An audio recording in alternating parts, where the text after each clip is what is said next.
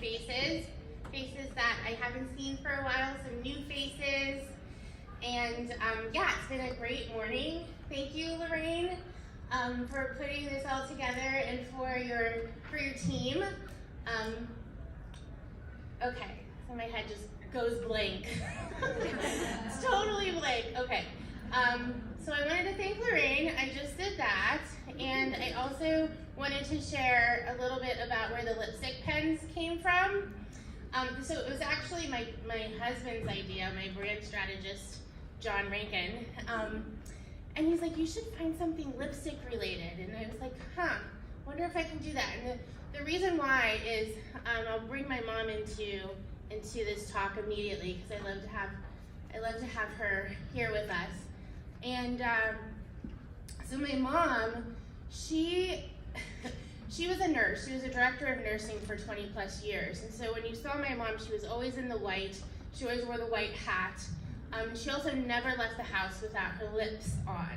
So whether she was going to the grocery store or she was going to a ball, which that sounds fun, she always had her lips on.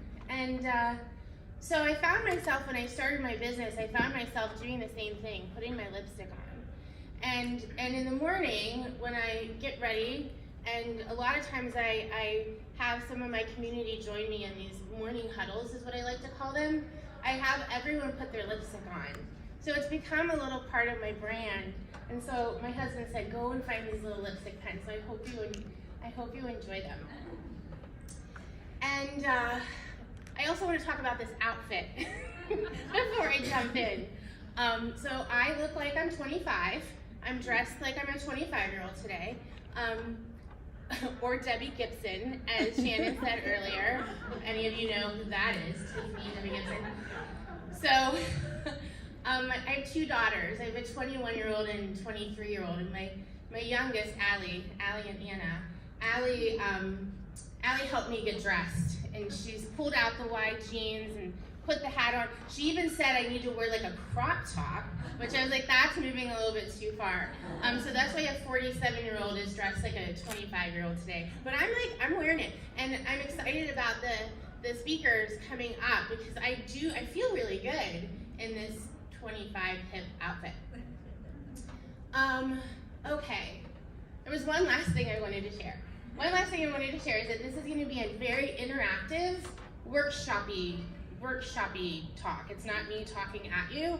It's going to be, I'm going to ask that we are no longer strangers as this moment, and that you feel comfortable enough standing up and sharing with each other some of the things that we're going to talk about today.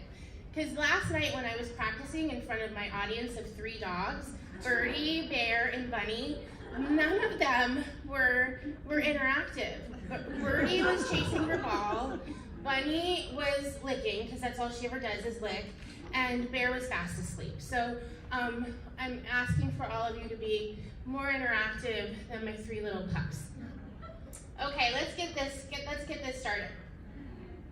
25 years ago, I was working at the bank. I know, I'm a recovering banker. And one of my very first executive mentors, her name is Jane. And Jane would get us on these morning meetings every single morning. And the reason for the meeting was to share our commitments, our quotas, and our KPIs. And they were just awful. They were awful, awful, awful. But we had these meetings every day, every morning. We were, sharing what our commitments were, sharing what our quotas were. And one morning, I was on the call, and instead of making us give widgets, give some numbers, she said, I'd like to know what everyone is grateful for today. And we were all like, what is she doing? Grateful for what? No, definitely not being on this call. And then, I swear this happened. She's also a singer. Jane's a singer. And so not only does she ask us to share, go around and ask what we're grateful for, but she also starts breaking out in song. She starts to sing us a song. And all of us, we were on the phone, so back before Zoom, like where you would dial in the number and wait and be let in. And so she started to sing. We were all like, what is happening? What is going on with Jane? And it continued for for morning after morning after morning, instead of asking us what our commitments were, she started to show some really sincere interest in who we were and what we were about beyond the number, beyond the widget. And we actually started wanting to work for her a little bit more because it was not just about the number. Anybody ever felt like they were just the number inside of corporate? Yeah. So this was in my early 20s, and that was one of my very, very first relationships.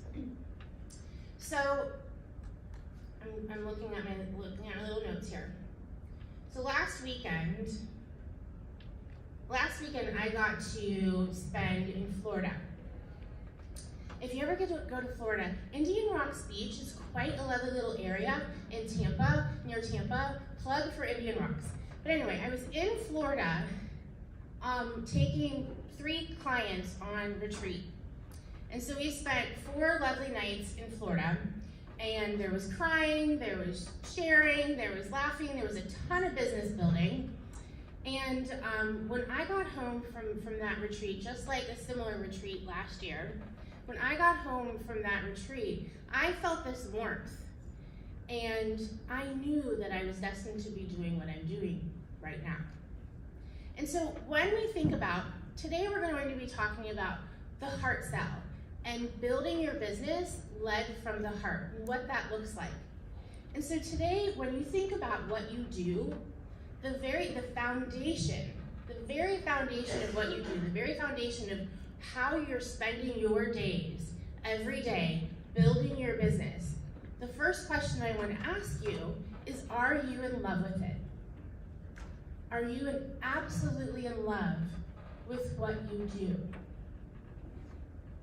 So, I'd like to kick it off with just a little group, and I'm going to ask you all to share 3 reasons why you love your business.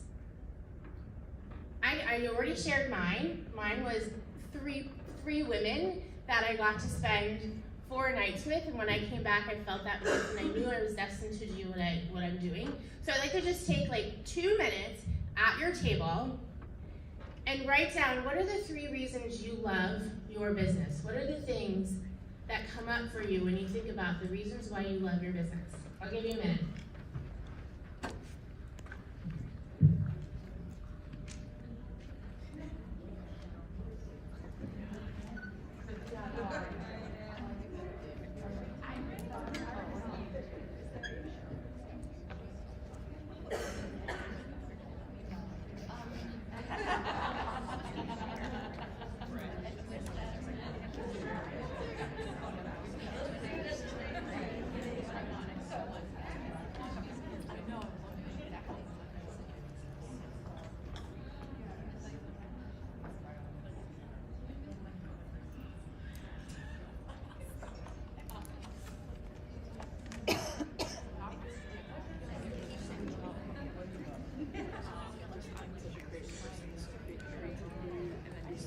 Opportunity for growth. That's the 2 things that I have right now.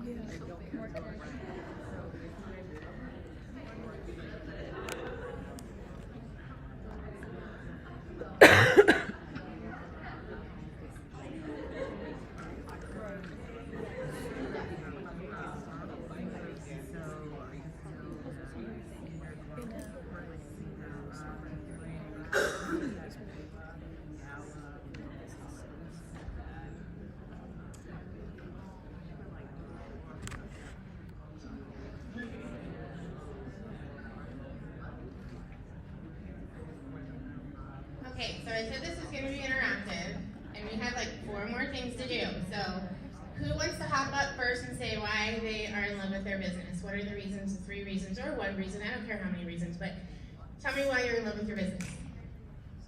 Hands up.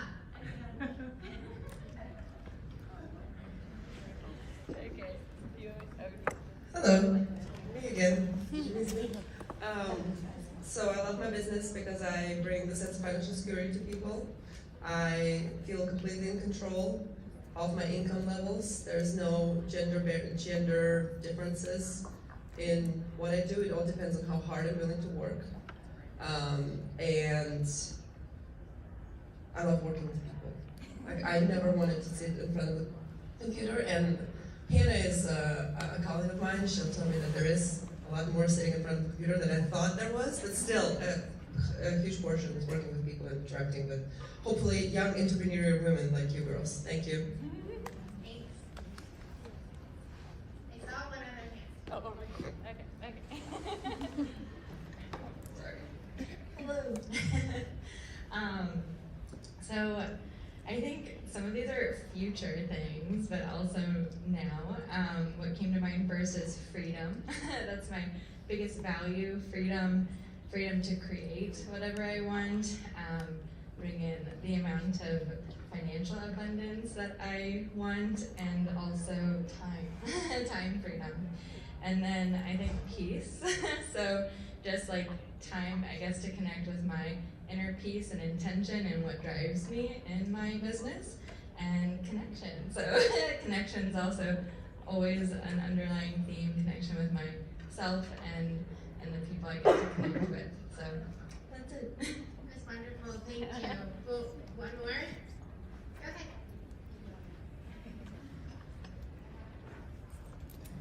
I'm Mary with Remy Fair Trade, and I'm one of the co-founders. To me, meeting with the artisans in El Salvador, seeing the difference that we're making in their lives, and the excitement of the people that come into our shop in downtown Cleveland and say, wow, this stuff is really neat because it's from El Salvador and from other fair trade companies.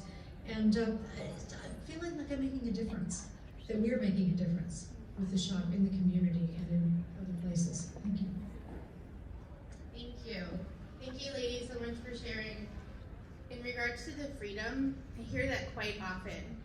I want to be free, I want freedom. And everyone has a different definition of what freedom is. But the opposite of freedom is fear. And what I found with fear is that the definition of fear is that we're afraid that we're not going to get what we want, or we're afraid we're going to lose what we already have. And so as being entrepreneurs, freedom means that we have to be okay with risk tolerance. And some of us, that's scary. That's scary. So to get freedom, a lot of times we have to walk through some of that fear and understand what our risk tolerance is. So thank you. Thank you for bringing that up. Okay, so we're gonna take a walk down 2023 lane. So we're gonna walk down stroll with me, and we're gonna walk down 2023 lane. And this exercise is going to help you understand what your relationships are like. And just bear with me, go with it. So what I'd like you to do for this exercise is I want you to look at 2023. So we looked at the future. Jackie helped us understand what the future. We're now going to look at just last year. And what I'd like you to do is answer this one question by quarter. So Q1, Q2, Q3, and now Q4. I'd like you to answer the question, what was the most exciting experience that you had this year, quarter by quarter by quarter? So what brought you so much joy, that was so exciting inside your business, Q1, Q2, Q3, and right now, Q4. And I'd like you to just jot those down, write them down.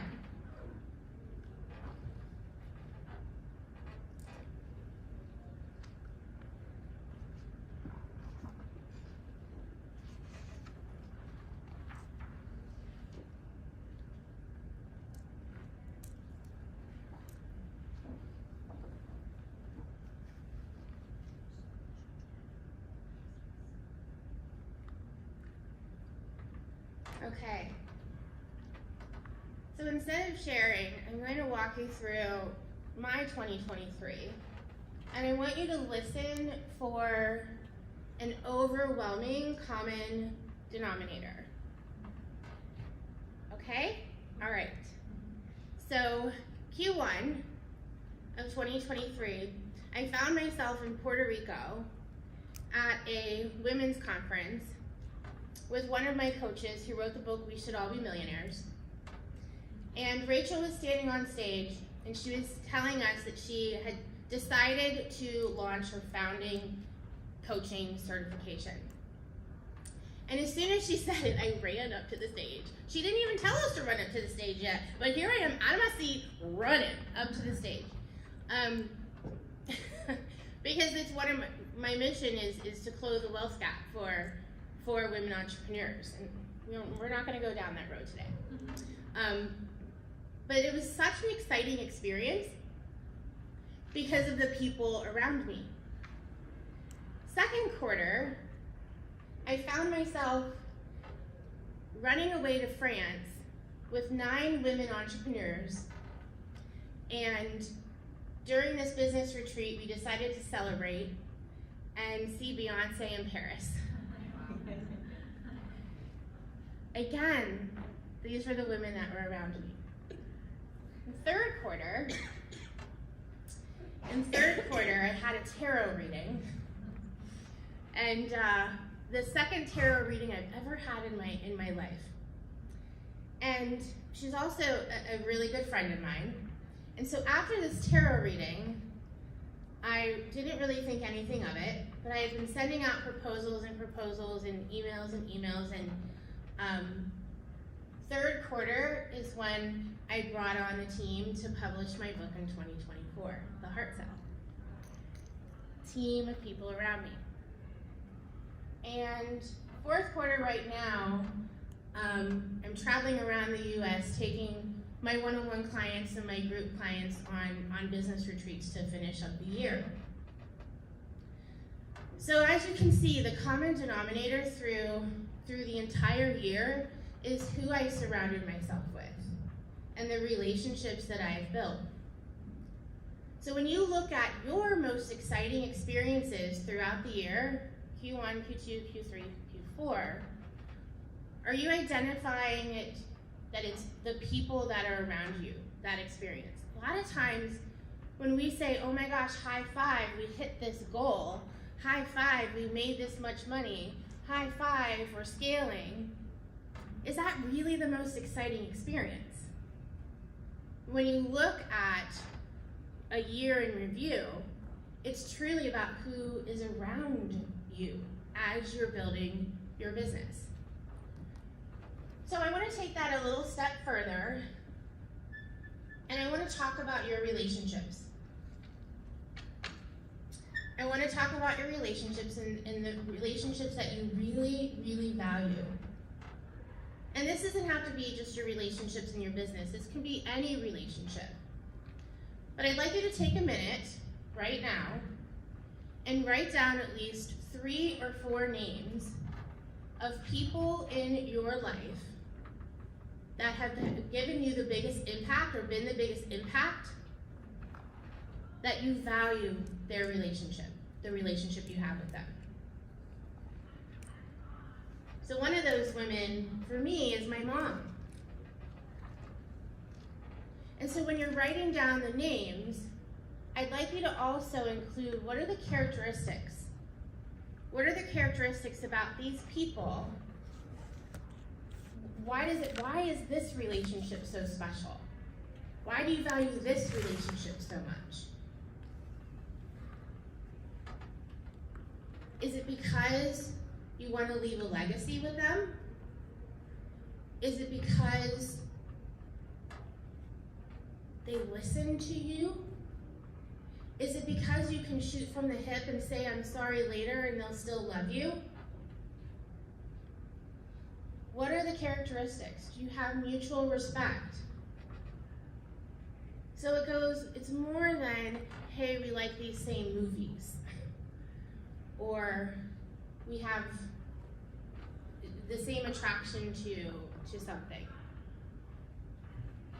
So when you make this list of the people that are really, really important to you, I'd like you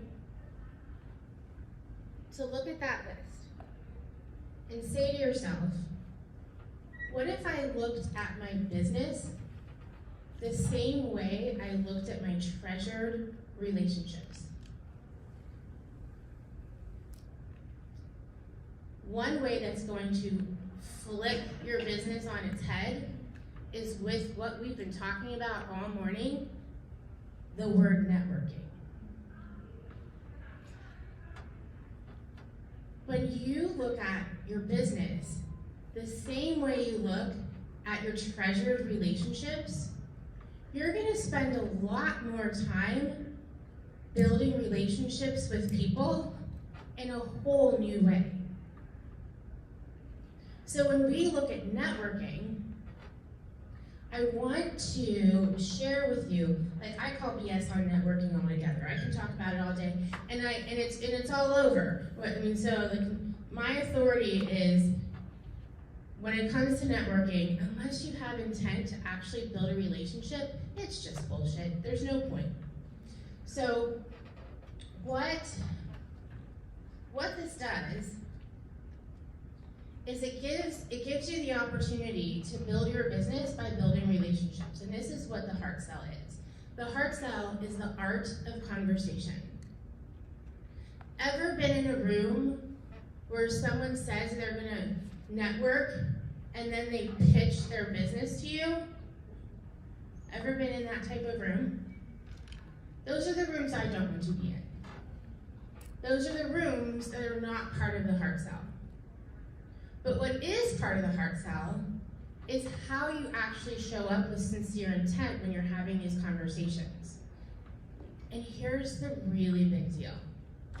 The really big deal is that any conversation can turn into an opportunity.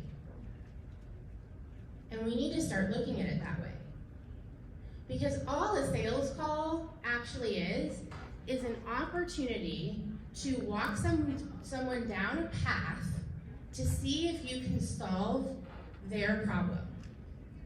That's all it is. But we are missing it. We're missing out. It is a novelty nowadays to build a relationship. It's a novelty nowadays to say, let me try to build my business from the heart, from one-on-one relationships, because there's so much noise and so much shiny objects and so many courses being bought and so much happening online that we're missing it. We're missing the novelty of being able to build a relationship and that being part of how you build your business. So quick little exercise. Grab your neighbor and do-si-do. You don't have to do-si-do, but I would like you to grab a neighbor, and I'd like you to ask your neighbor this question. Ask them, tell me a little bit about what you do. Go ahead. I'm going to take your class.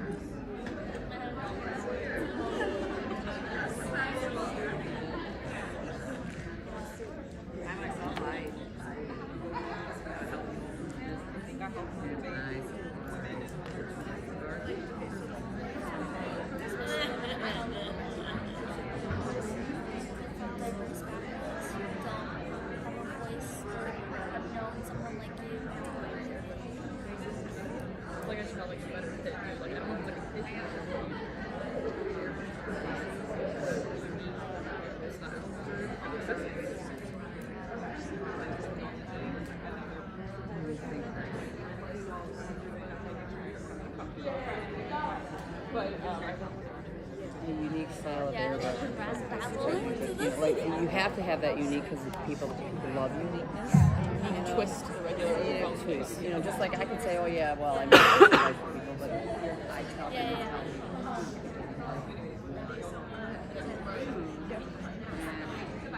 All right, everybody's chatting about what they do. So now I'd like you to change up the question. So again, grab your neighbor and ask this question. Ask this question. Tell me a little bit about what you do and why you do it. So, take a minute. Again, tell me a little bit about what you do and why you do it. Go.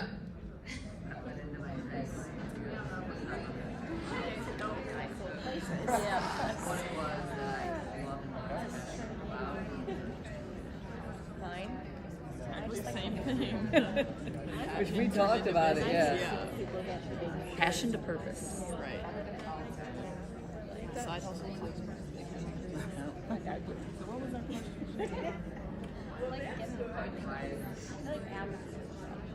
I advocate. Yeah.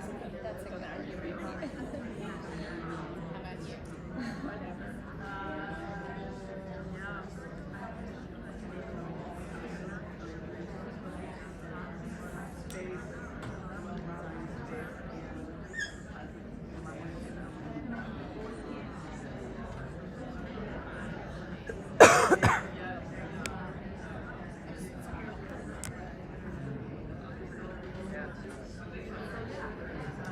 Okay, so here's what I wanted you to see.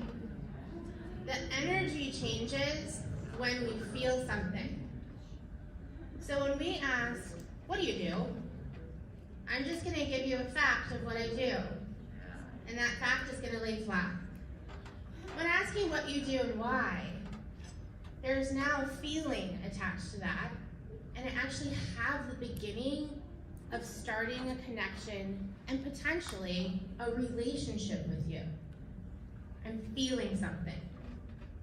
You know, I've been studying, for the past 25 years, I've been studying empowering women's leadership. And one of the things that has not changed in the last 25 years with everything else is the act of conversation and the relationships that we can build. It's so unbelievably powerful, and we really take it for granted. So I'm going to give you a little bit of strategy now. So I help women build their businesses. I empower them to live their purpose and create a shit ton of money in their life. Yes, and I do that to close this wealth gap, because in this room, less than 1% of you are making $1 million or more. And in the US, 2% of women entrepreneurs are making $1 million or more. Yet 70% are making less than 100,000. And that's just not cool with me. So, talk strategy. From all of the curriculum that I've built and taught and coached, I know for certain there are only 4 ways for you to get a sale, to get that happy client, to get that lead pipeline going.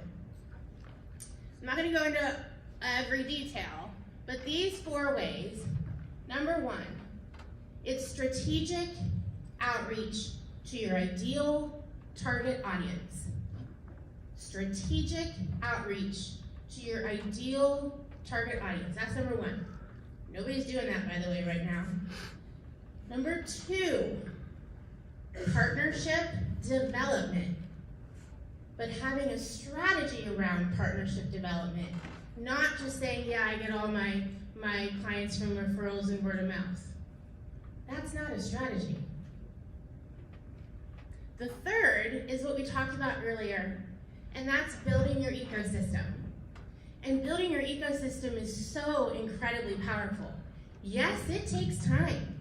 It takes commitment. But it is so powerful to be known as the expert in this field, where people around you know that you can help them. And then the last one is your consistency in your inbound marketing strategy.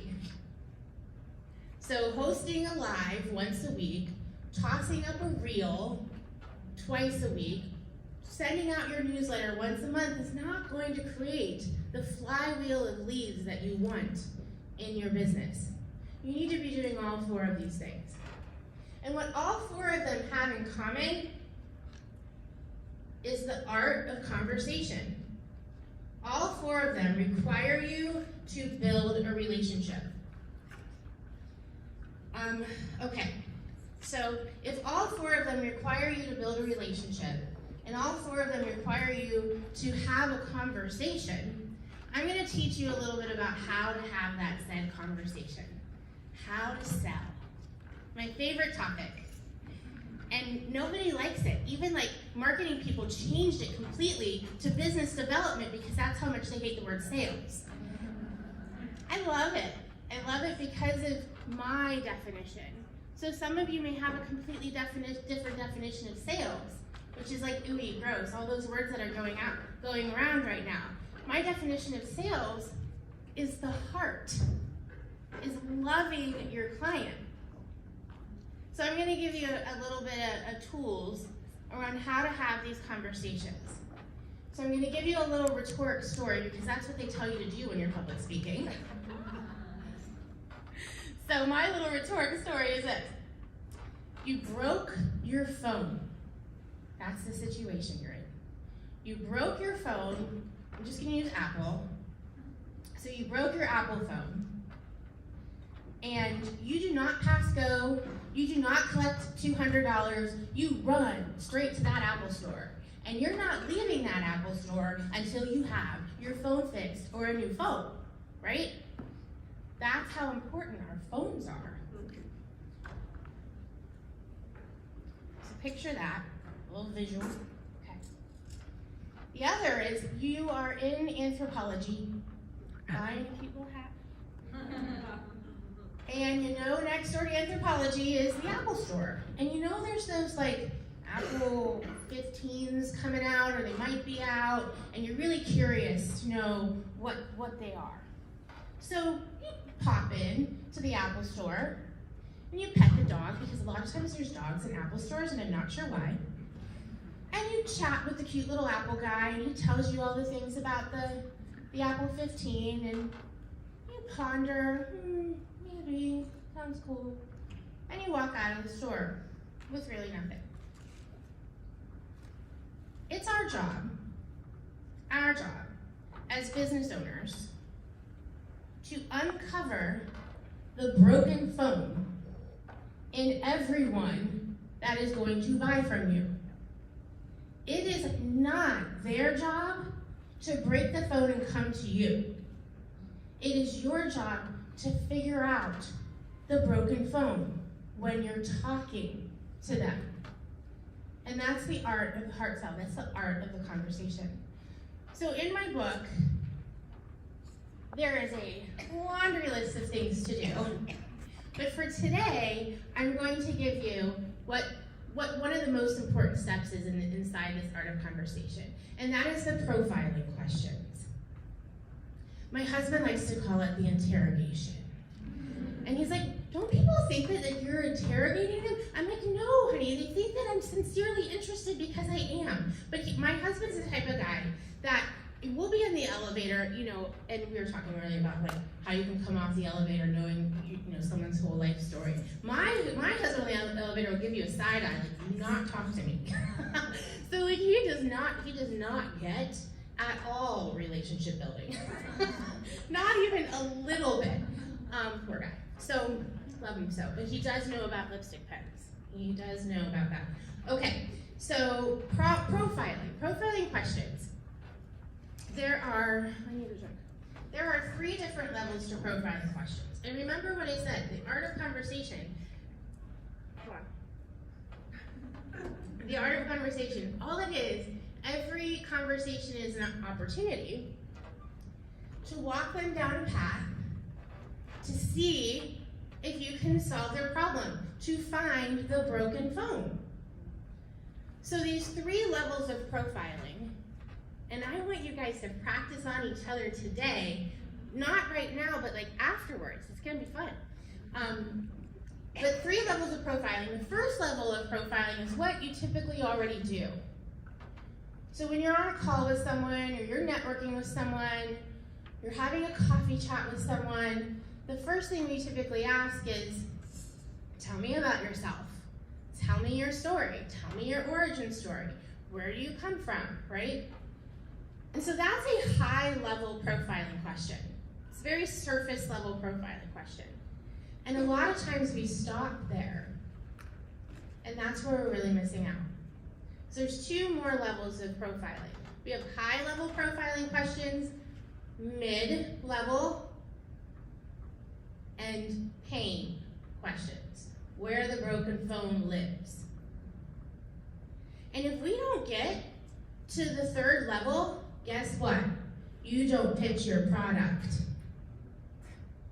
So if you don't get to the pain, if you can't get to the broken phone, you don't know if you can solve their problem, so you don't pitch your product. Unless they already know their phone's broken and they're coming into the store. So the first level of questioning, profiling, is always, tell me everything you want, very open-ended. And then here's where we start walking them down the path. Because as they're talking, think about again your relationships that you wrote down earlier and the characteristics that you really adore about the people that are important to you. And you're going to use those same characteristics in this call. And you're going to ask questions that are directly related to what you're hearing, what you're listening to. If you're ever on a call and there's all you talking and them very little, that's not a good call. You want to be doing about 20% of the talking, and they should be doing at least 80% of the talking. That means that you have to have good profiling questions. So as they're talking, you're thinking about second level questions that are going to walk them down that path to see if you can solve a problem that they have.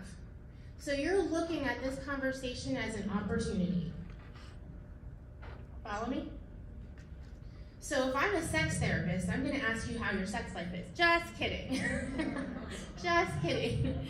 But I say it like that because we have to think about what do we do and how do we ask the questions appropriately so we can find out if there's a problem.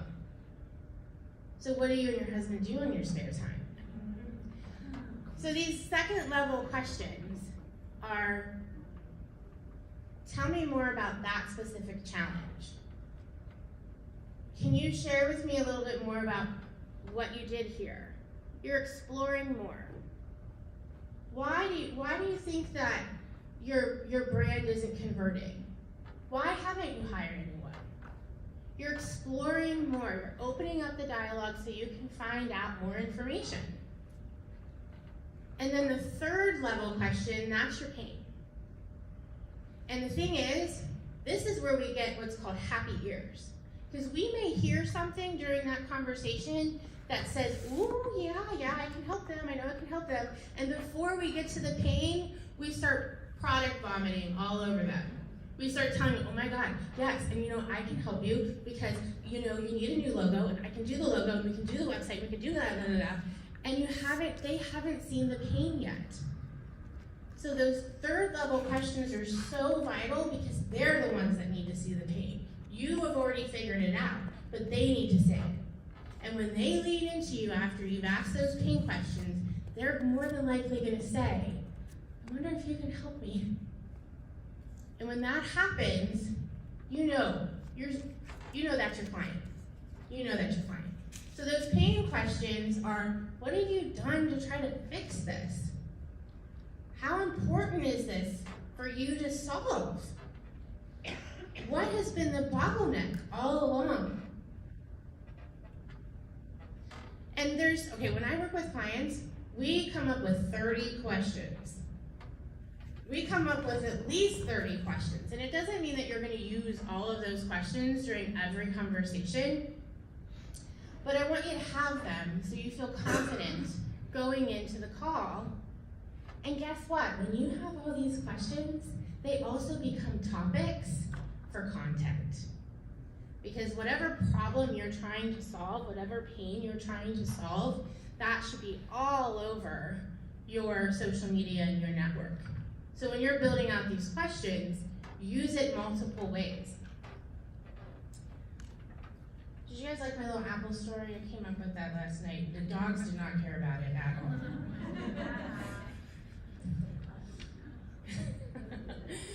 Okay, so So we've got love your business, we've got relationships matter, we've got strategy, we've got, right? Think about when you fall in love, right? When you fall in love, love is only gonna last, that like honeymoon phase is only gonna last a little while. We need to have some skill set and some process and some strategy behind it. So we need that, right? So we've got that in there. And the conversation that we aren't talking about needs to happen. And finally, I'd like to share 2 stories. The first story is the story of Lauren. Lauren came to me, we met through the We Should All Be Millionaires group. And she came to me and she said, I've been living in Tanzania for 10 years. I just moved back about a year ago. I'm living in New York. And while I was in Tanzania, I hosted global impact projects for students. And I love it. It is my purpose. I want to bring it to life in a business form. I don't know how to do it. And she's beyond human smart, to the point where I literally have to tell her, please talk to me like I'm a human. But she does not know how to have a conversation with anyone. So when she came to me, she's like, I want to bring this to life. And I'm like, well, who are we selling this to? And she said universities and college, private college, admissions agencies. I want to sell this project and bring kids to Tanzania. 3 universities, and $600,000 later, she's bringing those projects into universities. And she did it through building these relationships, through the heart cell. The last client I'd like to tell you about is Amodi. Amodi came to me just bright-eyed, and what's the other word? Bright-eyed and ponytail, bushy-tailed, like 30 years old, successful social media agency. And she's like, I'm not living it. Like, there's more, I want to do more. She goes, I want to start an accelerator so bad. And I'm like, okay, where's the money? I don't know. And she's like, but I have all this experience, all this background. And I'm like, why are you just doing social media? You have all this background and all these different things. She goes, well, help me bring it to life. And Amodi she doesn't even like the word business development. She's like, nope, not having conversations. No business development for me. Amodi hasn't started the accelerator yet, but she had her first $1 million year this year. And it was all through the heart cell, all through business development. She changed her model, and she's helping tech companies. She's helping them build out their entire tech stack. And investors are waiting to give her money. It's powerful stuff, guys. This is it. Sounds basic, but what basic is to some is actually extraordinary. Thank you.